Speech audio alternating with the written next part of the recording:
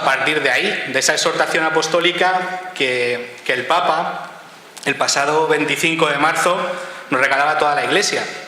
Una exhortación que es el fruto del sínodo que tuvo lugar hace algunos meses en torno a los jóvenes, la fe y el discernimiento. Y un sínodo que nosotros también lo hablábamos ayer, que seguramente vino motivado por el sínodo de las familias. El Papa descubrió como una necesidad de renovar en los jóvenes esa certeza de que la vocación de la familia es una verdadera vocación. Bueno, pues esta exhortación que el Papa nos entregaba hace unos meses, como digo, es una exhortación que parte de la certeza de que Cristo está vivo y de que me quiere a mí vivo. Cristo está vivo, me ama y me quiere a mí vivo. Una exhortación que se fija sobre todo en la cuestión del discernimiento. Una exhortación en la que se nos dan unas claves para toda la Iglesia, para la pastoral, que se nos dan unas claves especialmente para los jóvenes, para vivir nuestro día a día en esa clave de discernimiento, de escucha de la voluntad de Dios, de ponernos delante de Él y de escuchar su llamada y de responder a ella. Pero es una exhortación dirigida especialmente a los jóvenes.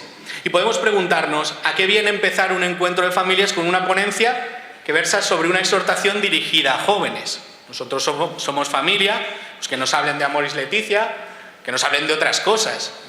A los jóvenes que les dirijan esto, que les dediquen esto. Pues tiene mucho que ver esta exhortación con nosotros, porque el corazón mismo de la exhortación es lo que estamos viviendo. Y me explico. El centro de esta exhortación, que versa en torno al discernimiento vocacional, el Papa lo hace desde un anuncio. El capítulo 4 se titula así, El gran anuncio. Y el gran anuncio es este, lo que ya no sabemos de toda la vida, pero hace falta tener experiencia de ello. Dios te ama, Cristo te ha salvado y este Cristo que te ha salvado está vivo. Y puedes tener una relación de amor con Él, puedes escucharle hoy y puedes responder a su llamada de amor con la entrega de tu propia vida. Pero, ¿dónde descubrimos este gran anuncio llevado a la concreción, llevado a las pequeñas cosas? Es decir, ¿cómo puedo entender o cómo empieza un niño, un joven a entender que Dios es Padre, que Dios es amor, que Dios le ha salvado? Pues empieza a entenderlo, empieza a descubrirlo en el hogar, en la casa, en la familia, como el reflejo primero, y diría yo que el reflejo más visible, más potente de este amor de Dios en quienes empiezan a avanzar por el camino de la fe, en quienes empiezan a recorrer ese itinerario de la iniciación cristiana que necesitan descubrir en el día a día de sus cosas, en lo concreto de sus cosas, que es verdad que Dios me ama, y la imagen de un Dios que me ama la ven en los padres, la descubren en la familia. Eso es lo que vamos a hacer con esta exhortación. Vamos a entresacar de ella algunas luces que el Papa nos ofrece para que entendamos que esta carta, dirigida a todos los jóvenes, también es una carta para las familias, para que descubramos cuál es nuestro papel en esa tarea de los niños y de los jóvenes de descubrir la voluntad de Dios, de abrirse a lo que Dios quiera de ellos y acompañarles en este proceso del discernimiento. Vamos a ir entresacando algunos versos, algunas frases del Papa que en el documento me parece que dan mucha luz y que deben ser para nosotros un aldabonazo, que nos haga también responder y llevar, como digo, a lo concreto de nuestra familia esta experiencia de la escucha, de la voluntad de Dios, de abrirse a la llamada de Dios y de acompañar a nuestros hijos en su respuesta desde la propia respuesta, desde la respuesta personal. Vamos a partir precisamente del centro de la exhortación, del amor de Dios, del gran anuncio del amor de Dios, para descubrir a la familia como el lugar primero de discernimiento, para ver después cuál es vuestra tarea concreta, qué tenemos que hacer, cuál es el manual de instrucciones, ¿no? Y terminar explicando cómo el seminario también es comunidad de vida y amor que ayuda a los padres, que es la herramienta, el instrumento de la Iglesia para acompañar a los niños, a los jóvenes, en esta etapa del discernimiento. Hemos visto que el corazón de la exhortación apostólica es este anuncio del amor de Dios, que viene reflejado en nuestra vida cotidiana precisamente en vosotros, lo que es la familia. La familia es reflejo de este amor de Cristo a su Iglesia, que es la redención, el amor redentor del Señor, ¿no? Y es por ello, ¿no?, que el Papa en la exhortación dice que la familia sigue siendo el punto de referencia principal para los hijos, para los jóvenes. ¿Por qué esto es así? Pues porque la familia es comunión de vida y amor. Y aquí cada uno tira para su terreno, ¿no? Si yo tuviera que explicar esto, ¿para dónde me voy? Pues para lo que un poco más controlo, ¿no? Vamos a fijarnos en la familia ideal. El Señor nos ha regalado un icono donde ver qué es una familia y entender que la familia es comunión de vida y amor. ¿Cuál es esta familia? La Sagrada Familia de Nazaret. Cuando uno va al Nuevo Testamento a buscar pues, pasajes donde se vea qué es lo que hace la familia o cómo la familia es comunión de amor, descubre que el Evangelio no está escrito desde la perspectiva de describir a San José y a la Virgen. Está escrito para mostrar a Cristo. Entonces, todo lo que encontramos de la familia como comunidad de vida y amor es de la perspectiva del Hijo. Concretamente, nos trasladamos a dos versículos, Lucas 2, 51-52, donde se nos dice: Jesús bajó con ellos y vino a Nazaret y vivía sujeto a ellos. Su madre conservaba cuidadosamente todas estas cosas en su corazón. Jesús progresaba en sabiduría, en estatura y en gracia ante Dios y ante los hombres. Aquí tenemos en síntesis, en estas dos breves afirmaciones, cómo la familia es comunión de vida y amor. Comunión, Jesús les estaba sujeto. Viven en comunión, viven una misma vida, viven en un mismo amor. Comunión de vida también porque la vida que Dios les ha regalado de este Hijo, cuidan de ella y la van haciendo progresar. Crecía en estatura, le cuidan, le alimentan, están pendientes de él para que esta vida, este don de Dios, vaya desarrollándose. Y crecía también en sabiduría. La vida está llamada a una plenitud. Y para eso los padres también colaboráis con Dios en la educación de vuestros hijos. Y hacéis de este don recibido de Dios, que es la vida de vuestros hijos, lo lleváis a esa plenitud que es pues, una vida íntegra, edificada, ¿no?, sobre la educación, sobre las virtudes, sobre el ejemplo que les dais. Y termina diciendo que crecía en gracia ante Dios y ante los hombres. Los hijos se fijan en vosotros, en cómo os amáis, en cómo amáis a Dios y en cómo amáis a los demás, y ahí aprenden a amar. Jesús crecía en gracia ante Dios y a los hombres porque veía este amor a Dios y este amor a los hombres en sus padres, José y la Virgen María. Desde esta familia de Nazaret, desde el modelo, desde la gran luz que se nos ha dado, podemos aterrizar a nuestras cosas. ¿Cómo hacer de mi familia o cómo vivir en mi familia esta comunión de vida y amor? El concepto de comunión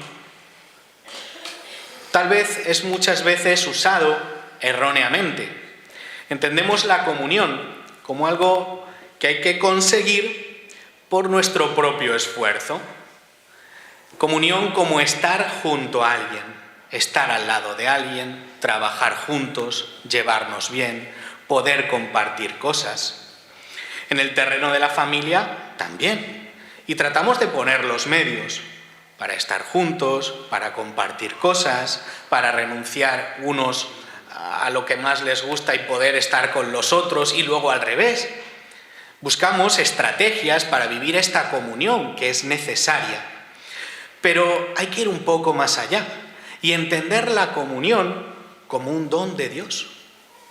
La comunión es la participación en esa comunión de Dios, que es Padre, Hijo y Espíritu Santo.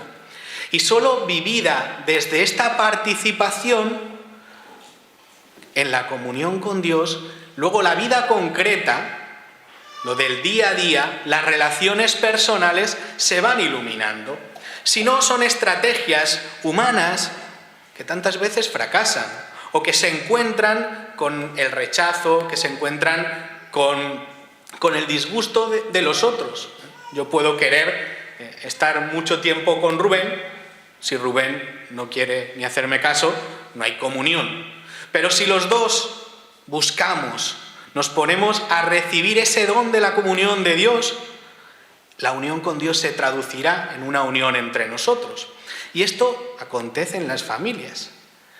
Vivir la comunión con Dios ilumina después las relaciones personales. Relaciones personales que se harán evidentes en el matrimonio, en los hijos. Comunión de vida. Los padres sois colaboradores de Dios en esta tarea de dar vida, de engendrar vida. Vuestros hijos son vuestros, pero son sobre todo un don de Dios. En ellos vivís la comunión con Dios. Y les comunicáis vida también cuando les estáis educando a todos los niveles. Vivís esta comunión de vida cuando les educáis en lo espiritual, cuando les educáis en lo cultural, cuando educáis sus afectos, cuando participáis en su educación intelectual. Es una vida íntegra que nace de la comunión con Dios. Por eso la comunión con Dios no puede ser solo a unos niveles. Mi unión con Dios a todos los niveles hace que mi unión con los demás sea también a todos los niveles. Y a la vez la familia, el matrimonio, es comunión de amor. Es evidente. Un amor que se ha recibido, del que se es objeto. El Señor me ama. Y ese amor que yo he recibido lo comunico a los demás. Lo comunico a los demás en el matrimonio y lo comunico a los demás en la familia, a mis hijos. El amor de Dios, por tanto, llevado a lo concreto del amor de los esposos, va a ser el cimiento de la vida de fe de mis hijos. Igual que eso que veía el Señor en José y en María ayuda a su crecimiento, lo que los niños vean en nosotros ayudará a su crecimiento, será decisivo en su crecimiento, para que el amor de Dios que se les predica, que se les anuncia, se les haga evidente también en el ejemplo concreto de lo que están viendo, de lo que están recibiendo en la familia. Y es que mejor que en ninguna otra institución se puede entender en la familia lo gratuito del amor. Un amor desinteresado, un amor que se da, un amor que se ofrece sin esperar nada a cambio. Así es como me ama Dios. Y esto lo puedo entender porque lo veo en mis padres, porque lo veo en mis hermanos, porque lo veo en mi casa, porque lo veo en mi familia. Este amor que el hijo recibe de sus padres le permitirá, por tanto, entender y abrirse al amor de Dios. Y entender y abrirse a la voz de Dios que me ama. Cuando vuestros hijos tienen experiencia de que les amáis, es verdad que no siempre escuchan, lo sabemos, tenemos 45 hijos, os ganamos a todos, pues es verdad que a veces no escuchan, pero a veces están dispuestos a escuchar y os hacen caso porque ven que es verdad por vuestra vida lo que les estáis diciendo. Pues uno puede escuchar la voz de Dios y hacerle caso y abrirse a su llamada porque ve que es verdad, porque entiende que es verdad, traducido a través de vosotros, que Dios le ama y que Dios le está llamando a un fin grande, que no le está fastidiando la vida, que no le está complicando la existencia, que no le está quebrando sus planes, sino que tiene para él el mejor de los proyectos, el proyecto de felicidad, el proyecto de santidad que se realizará en su vocación concreta. Y este amor, por último, aprendido en la familia, aprendido en la casa, vivido en la casa, hace posible que uno aprenda las virtudes por vía de imitación. ¿Cómo soy yo justo? Pues porque mi padre y mi madre son justos. ¿Por qué puedo yo crecer en la humildad? ¿Cómo se hace? Pues porque lo veo en mi casa.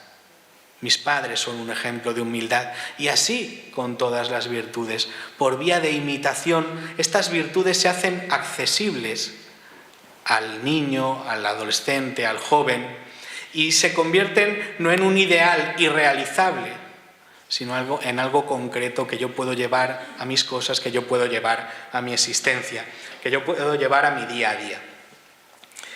Desde perdonad todo este rollo introductorio, pero no podemos hablar de discernimiento, no podemos hablar de vocación si no es en clave de amor. Si yo no estoy delante de un Dios que me ama, que me ha salvado y que está vivo ahora, y que me invita a la comunión con Él, y que esa comunión me la hace accesible y evidente en una familia, cualquier respuesta a una llamada es una locura. Es una imprudencia. ¿Cómo voy a jugarme yo mi vida por alguien o algo que simplemente existe, está ahí arriba, a lo lejos? La experiencia del amor de Dios, de ese Dios que me ama y que me ama realmente y que me ha salvado realmente y que está vivo y que quiere entablar una relación conmigo aquí y ahora, esa experiencia me capacita para responderle. Pues vamos a ver ahora la tarea concreta de los padres. ¿Qué hacemos? ¿Qué tenemos que hacer los padres para ayudar a nuestros hijos desde esta clave de amor a escuchar la voz de Dios, a discernir, a ponerse a la escucha y a responderle con prontitud y con generosidad? El Papa, en esta exhortación, nos da como clave, nos acaba de explicar José Pablo, nos da como clave para el discernimiento vocacional, que es de lo que hemos venido a hablar, cómo Dios ama al joven. Antes de pasar a ver cuál es nuestra tarea concreta, yo creo que es fundamental ver qué nos dice la exhortación de cómo Dios ama al joven, cómo Dios ama a nuestro hijo. Porque eso nos va a dar la clave de cómo nosotros debemos amarlos en la tarea de acompañarle en el discernimiento vocacional. Y se nos dicen dos cosas, principalmente sobre cómo Dios ama al joven, ama a tu hijo. Pero lo que puedo decirte con seguridad es que puedes arrojarte seguro en los brazos de tu Padre Divino, de ese Dios que te dio la vida y que te la da a cada momento. Él te sostendrá con firmeza y al mismo tiempo sentirás que Él respeta hasta el fondo tu libertad. Esto que se dice de Dios se puede predicar perfectamente de cada uno de vosotros con respecto a vuestros hijos. Le dio la vida, le acompaña. Segundo, el amor de Dios es un amor que no aplasta. Es un amor que no margina, es un amor que no se calla, un amor que no humilla ni avasalla. Es el amor del Señor, un amor de todos los días, discreto, respetuoso, amor de libertad y para la libertad, amor que cura y amor que levanta. Después de haber leído estos dos versículos, estas dos afirmaciones que sintetizan cómo Dios ama al joven, hay un denominador común. No sé si os habéis dado cuenta que se repiten las dos, que constituye el punto de partida de todo discernimiento vocacional, la libertad del joven. La libertad de tu hijo, que es amado por Dios. Ahora bien, la pregunta, ¿no?, que nos hacíamos al comenzar este apartado es ¿cómo nosotros en concreto podemos ayudar a nuestro hijo en el discernimiento vocacional? Que ahora ha adquirido un matiz nuevo. ¿Cómo puedo ayudar a mi hijo a que sea libre para el discernimiento vocacional? De dos maneras. Primera, ofrecer tu hijo a Dios. Así, de alguna manera, lo deja entrever el Papa en uno de los números de la exhortación. Un buen discernimiento es un camino de libertad que hace aflorar eso único de cada persona, eso que es tan suyo, tan personal, que solo Dios lo conoce. Los otros no pueden ni comprender plenamente ni prever desde fuera cómo se desarrolla. La vocación de nuestro hijo es un misterio que nos desborda. Podemos acompañar,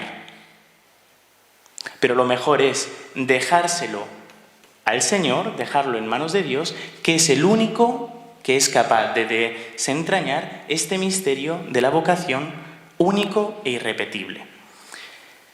Primero, ofrecer tu hijo a Dios. Segundo, ser ejemplo de oración y virtud para tu hijo. Esto es lo que se trasluce de 2 números de esta exhortación. Para acompañar a otros en este camino, primero necesitas tener el hábito de recorrerlo tú mismo. Si nuestros hijos no nos han visto discernir, no aprenderán a discernir, porque somos ejemplo. Y también el Papa nos dice, deben respetar la libertad que el joven tiene en su proceso de discernimiento y ofrecerles herramientas para que lo haga bien. No hacerlo por nuestros hijos, sino darles herramientas para que ellos lo hagan y lo hagan bien. Debe confiar sinceramente en la capacidad que tiene cada joven. Una vez que tenemos la respuesta en concreto, ¿qué tengo que hacer yo de cara a mi hijo para acompañarlo en el discernimiento vocacional? 2 cosas: ofrecer mi hijo a Dios y ser ejemplo de oración y virtud. Vamos a verlo un poco más en concreto. De nuevo, si el icono que teníamos es la Sagrada Familia, pues vamos a ver cómo la Sagrada Familia ofrece su hijo a Dios.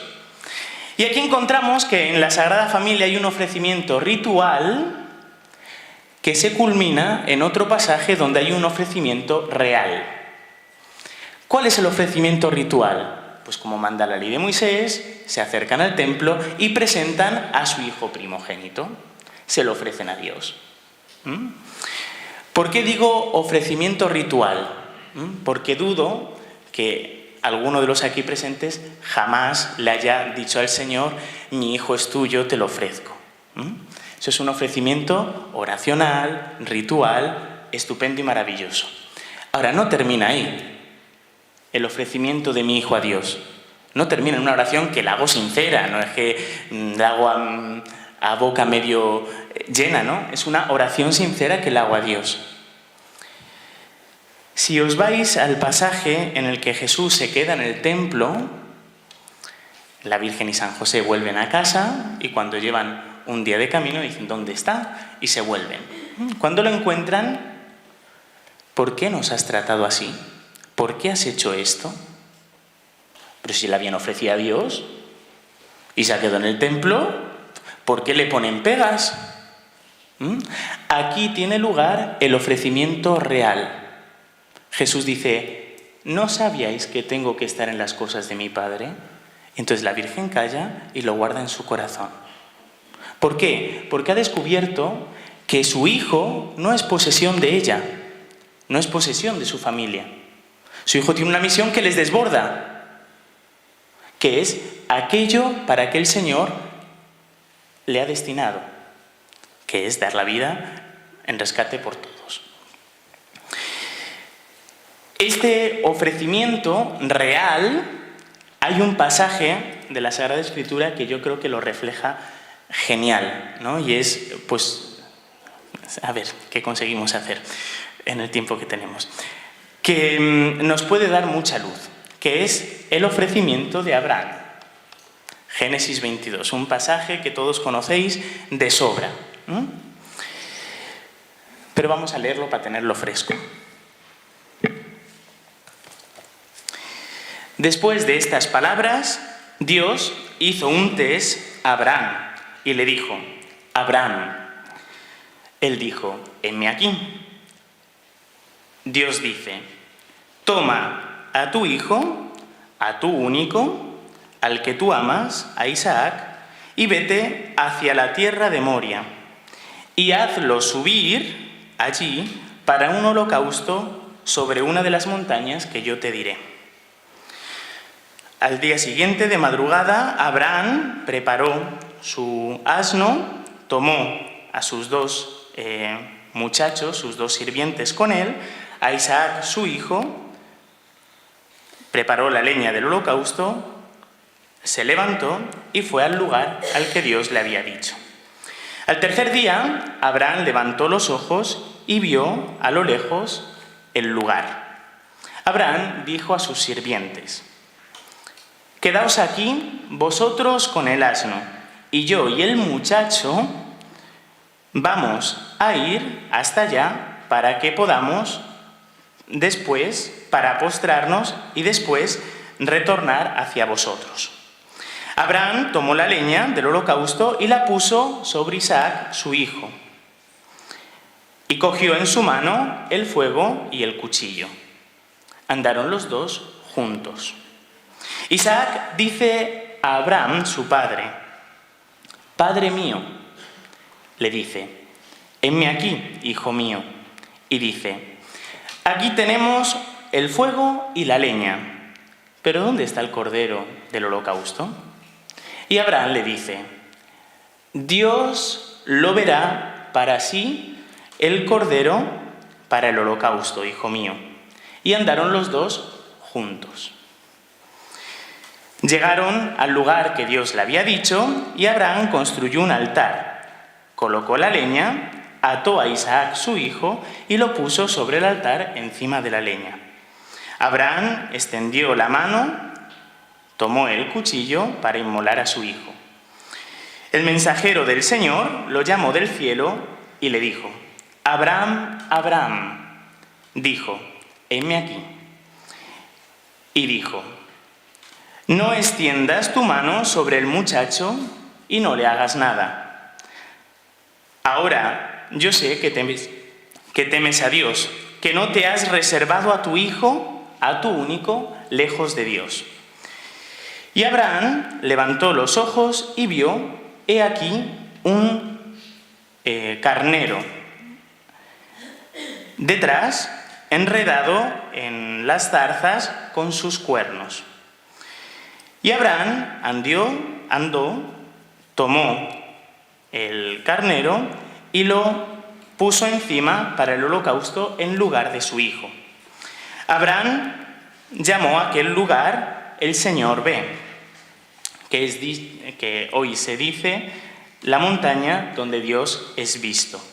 El mensajero del Señor llamó a Abraham una segunda vez desde el cielo y le dijo: «Por mí yo te hago juramento, oráculo del Señor, que porque tú has hecho esta palabra, y no te has reservado a tu hijo, a tu único, ciertamente te bendeciré y multiplicaré tu descendencia como las estrellas del cielo y como la arena de la playa del mar. Y tu descendencia tomará posesión de la puerta de sus enemigos. Y se bendecirán en tu descendencia todas las naciones de la tierra, porque tú has escuchado mi voz». Abraham regresó hacia sus muchachos, sus sirvientes, se levantaron y fueron juntos hacia Berseba.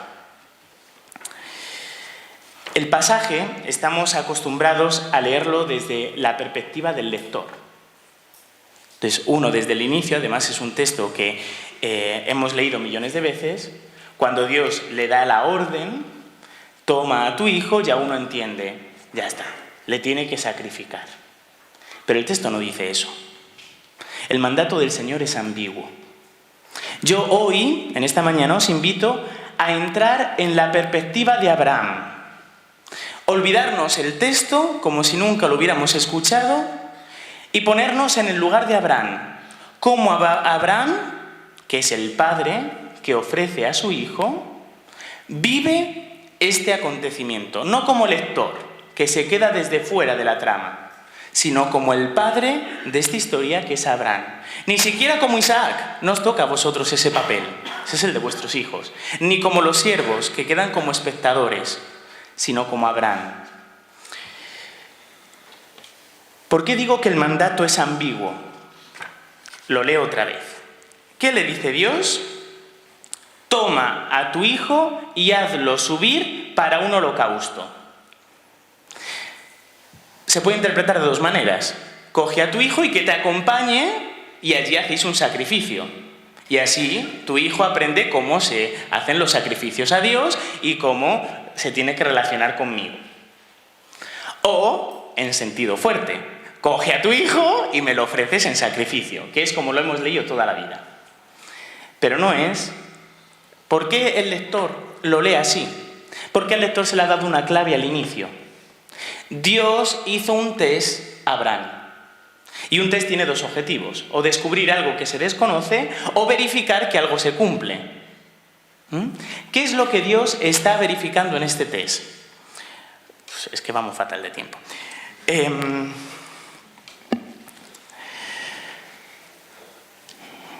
A ver cómo lo explico de manera simple. Por dos conexiones del inicio. Una es, después de estas palabras, normalmente cuando Dios habla, el sujeto es Dios. Dios dijo, el Señor dijo, o el ángel del Señor dijo. En la promesa que Dios le hace a Abraham en el capítulo 15, hay un momento que dice, la palabra de Dios dijo. Aquí está diciendo, después de estas palabras, de alguna manera nos está remitiendo a la promesa que Dios le ha hecho. No te preocupes porque yo te voy a dar un hijo y ahí tienes la descendencia que heredará la tierra, que es la segunda promesa. Al mismo tiempo, hay otra conexión. Dios le dice a Abraham, vete a la tierra que yo te diga. Esto se lo había dicho ya al inicio de todo, en el capítulo 12.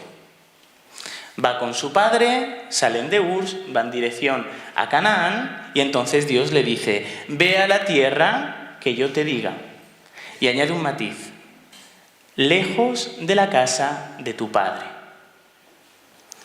El texto, este test, va a mirar el corazón de Abraham en dos relaciones fundamentales.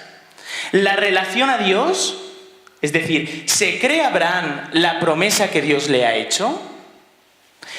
¿De verdad Abraham ha entendido que su hijo es don de Dios? Y al mismo tiempo la relación con su hijo.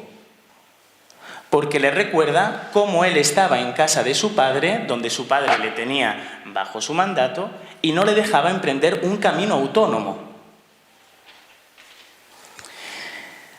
Con todo esto en la cabeza, si nos fijamos en los siervos o Isaac, ellos han entendido en el mandato del modo simple. ¿Por qué se ve esto? ¿Por qué le pregunta Isaac a su padre? ¿Dónde está el carnero, el cordero? No se la pasa en la cabeza, mi padre me va a sacrificar. No, le pregunta por el carnero para el sacrificio. Cordero, perdón, no carnero. Los siervos. Los dos siervos que quieren a Isaac, que saben las lágrimas que le ha costado a Abraham tener el hijo prometido, le dicen, no, vosotros quedaos aquí y yo me voy con él. Si se imaginaran que lo va a sacrificar, ¿creéis que los siervos dirían, pues vete tranquilamente y mátale? No, le hubieran dicho, no, vamos contigo. No, se escandalizan, pues vale, os esperamos aquí. Porque lo que ellos están entendiendo es que va a ir a hacer un sacrificio con su hijo. ¿Qué hay en el corazón de Abraham? Una lucha increíble. Y esto se ve en los siguientes versículos que podríamos denominar como la elección de Abraham. Jova, es que se me va el tiempo ya. Con lo bonito que es esto, de verdad. En esta parte, la acción es muy simple. Abraham madruga, prepara las cosas, llega al lugar del sacrificio y realiza el sacrificio, punto y basta, ¿no? Y uno dice, ¿por qué el narrador se entretiene en...? Y entonces los siervos le dicen, y entonces están retrasando la acción. ¿Por qué? Porque esos diálogos son los que nos permiten ver lo que está en el corazón de Abraham, que es el padre, que es la perspectiva que os he invitado a tomar. Si uno lee esos diálogos, hay indicio para las dos posturas. Para la postura de que va a sacrificar a Isaac. ¿Por qué? Porque no hay cordero. Porque la leña se la carga sobre los hombros. Porque los siervos se quedan. Porque cuando Abraham habla de él, dice yo y el muchacho, no le dice yo y mi hijo, yo y el muchacho iremos, ¿no? Como ya está desprendido, ¿no? Ya no le llama ni hijo, le llama muchacho. Pero al mismo tiempo, uno lo dice si es que está sumamente tranquilo, él, los siervos, o sea, esa tranquilidad que se marca en la lentitud de la narración, dice, pues no le va a sacrificar. Llega un momento en el que ya queda claro, el versículo 9, cuando dice, lo ata y lo coloca sobre el altar. Entonces, ahí uno contempla que Abraham ha tomado la decisión de los dos modos de interpretar el mandato de Dios. O ir con él y hacer un sacrificio, o sacrificárselo a Dios. Y paradójicamente, cuando Abraham toma la decisión, la narración se hace aún más lenta. Lo recuerdo, dime tú para decir, y cogió el cuchillo y tal. Entonces Abraham extendió la mano, cogió el cuchillo para sacrificar a su hijo. Como si a Abraham le costara esa decisión que ha tomado, diciendo, venga, ángel, interviene, ¿no? Como dando tiempo, ¿no? La narración va como distendiendo el relato para que dé tiempo a que el ángel intervenga. Y así es, el ángel interviene. Ahora bien, ¿por qué Abraham ha tomado esta decisión? Porque su hijo no se lo queda para sí. Sabe que es para Dios. Si ofrecer su hijo fuera ofrecérselo a la nada, no hubiera tomado esa decisión. Pero se lo está entregando a Dios. Y esto se ve en dos detalles. Dios verá para sí. Su hijo es para Dios. Y cuando dice, no te has reservado a tu hijo para ti, lejos de Dios, sino al revés, que se lo has entregado a Dios. Y toma esa decisión porque se fía de Dios. Y se fía de Dios porque en su historia ha aprendido que cada separación que Dios le ha propuesto ha producido fruto y fruto abundante. Deja tu tierra, tierra prometida. Deja su tierra, su seguridad, su padre y empieza un camino autónomo,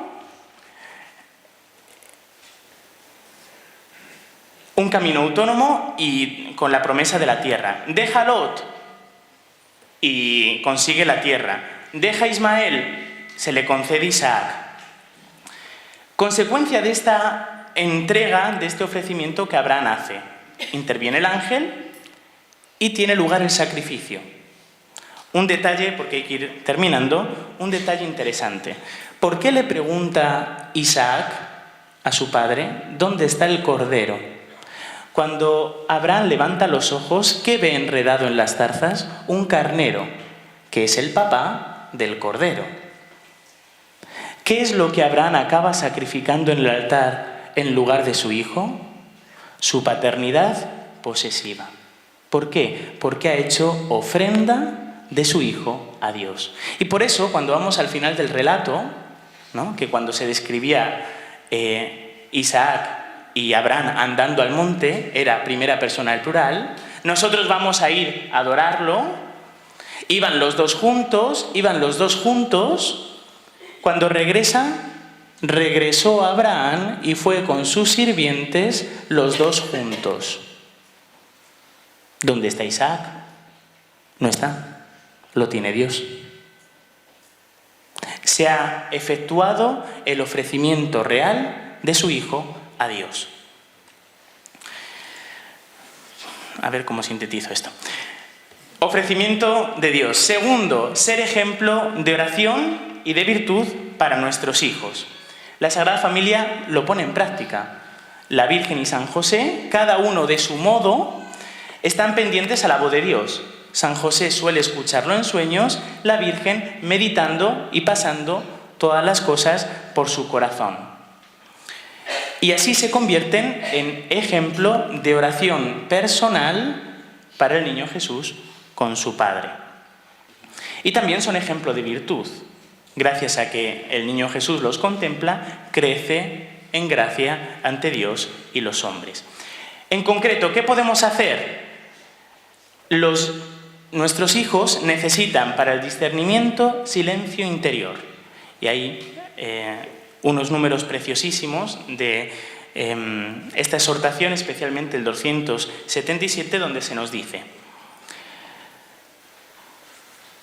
busca esos espacios de calma y de silencio que te permiten reflexionar, orar, mirar mejor desde el mundo que te rodea, y entonces sí, con Jesús podrás reconocer cuál es tu vocación. Son unas palabras que van dirigidas al joven, pero al padre de este joven, a la madre de este joven o de esta joven, ¿qué se le plantea? Posibilitar momentos de silencio interior y al mismo tiempo educar en la virtud. Porque la virtud es lo que construirá a nuestro hijo libre y no será esclavo de sus propias inclinaciones.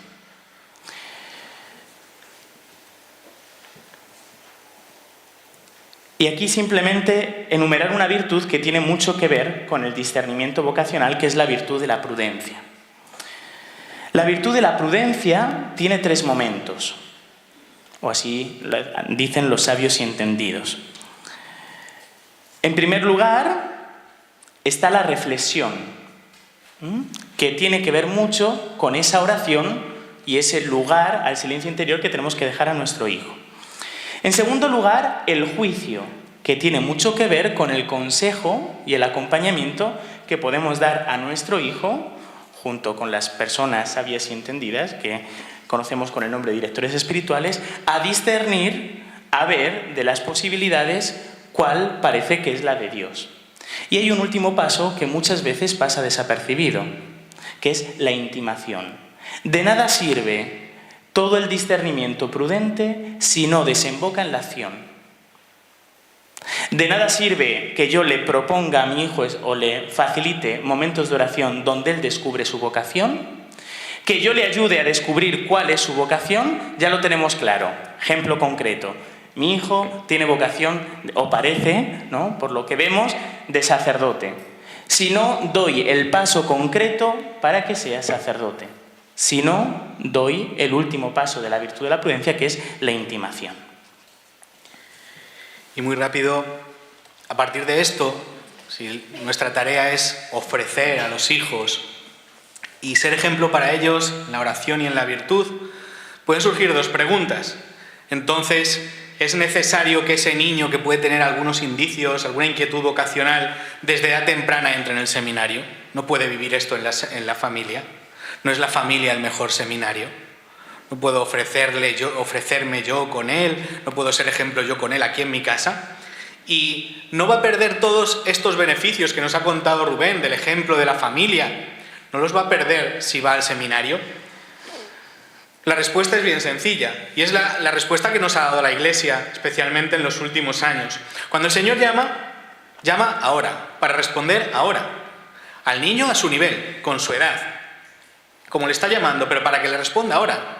No le está llamando para que le responda dentro de 10 años. Su respuesta, y la nuestra, que a nosotros también nos llama, es para ahora.